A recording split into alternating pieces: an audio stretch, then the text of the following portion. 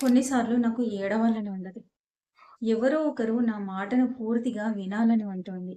సలహాలు ఇవ్వకుండా, జడ్జ్ చేయకుండా. చెప్పు, నేను వింటున్నాను అని అనాలని ఉంటుంది. కానీ ఇంట్లో వాళ్ళకి చెబితే, నువ్వే ఎక్కువగా ఆలోచిస్తున్నావు. నీ వల్లే ఇలా జరిగింది అని అంటారు.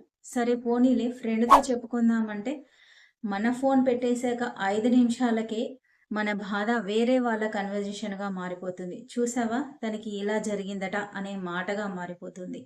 ఆ రోజు నుంచి బాధ కంటే ఎక్కువగా ఎవరితోనైనా ఏదైనా షేర్ చేసుకోవాలంటే భయం వేస్తుంది. అందుకే చాలామంది పైకి నవ్వుతూ ఉంటారు. కానీ మనసు లోపల ఎవరికీ చెప్పుకోలేని కథలు, ఎవరు వినని ఏడుపులు, ఎవరు చూడని గాయాలు సైలెంట్‌గా మోస్తూ ఉంటారు. కానీ కొన్నిసార్లు మనకు సొల్యూషన్ అవసరం ఉండదు. మన మాటల్ని మధ్యలో ఆపకుండా వినే ఒక వ్యక్తి ఉంటే చాలు అనిపిస్తుంది. ఈ మాటలు మీ మనసుకి దగ్గరగా అనిపించాయా? మీరు కూడా ఎవరికీ చెప్పుకోలేక బాధపడుతున్నారా?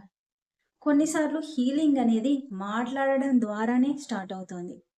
మీరు కూడా నాతో ఏదైనా షేర్ చేసుకోవాలి అనుకుంటే నాకు మెసేజ్ చేయండి.